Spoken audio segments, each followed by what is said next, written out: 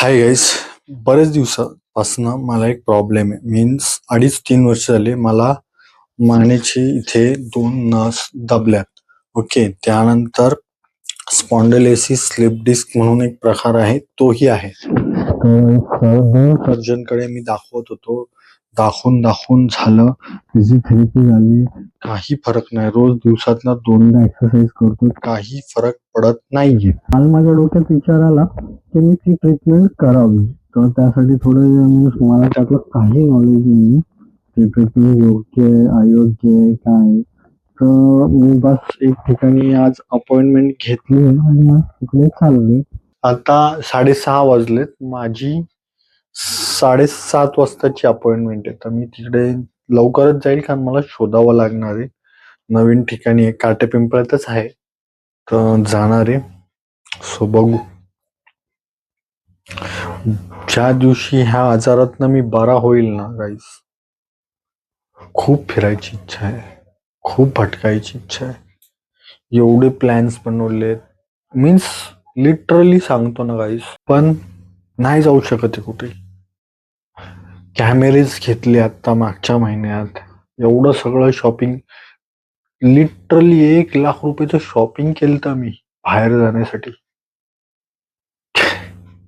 एवढा मूर्खपणा झालाय, जाऊच शकत नाहीये.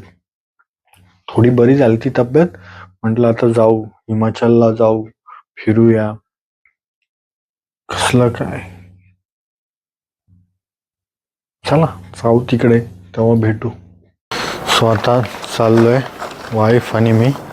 माझे एक्सरे वगैरे पण घेतलेत बरोबर.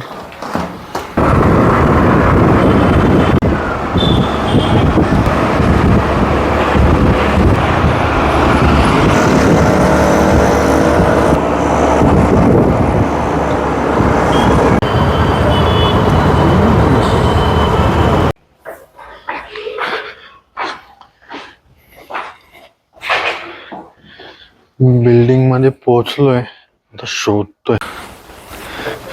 स्वतः इथे आलोय, आपलाच नंबर आहे. आता गर्दी नाही, बघू.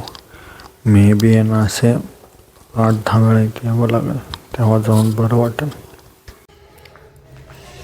झालंय. सो मित्रांनो, फर्स्ट डे कंप्लीट झालं आहे. आज कायरो, काय म्हणतात त्याला, मसलसाठी एक्सरसाइज आणि फिजिओथेरपी अशा 3 ट्रीटमेंट केले. 8 सेशन्स करायला सांगितले. 8 सेशन्सचे जवळजवळ 12,000 रुपये कॉस्टिंग सांगितलं आहे. बघू आता काय, कसा फरक पडतो. सो अपेक्षा ठेवले, जर ही ट्रीटमेंटने काम केलं तर परत मी कुठेतरी भटकू शकतो, परत रिलॅक्स राहू शकतो. अक्षरशः मान बेंड करता येत नाही. तर बघू आता काय कसं होईल, लेट्स सी. सो इथे पिंपळेगुरावमध्येच आहे, घरापासून जवळ. आता 8 दिवस सलग यायचं आहे. सो बघू. आता माईक काढून ठेवलं आहे, सगळं काढून ठेवलेलं. चलो बाय.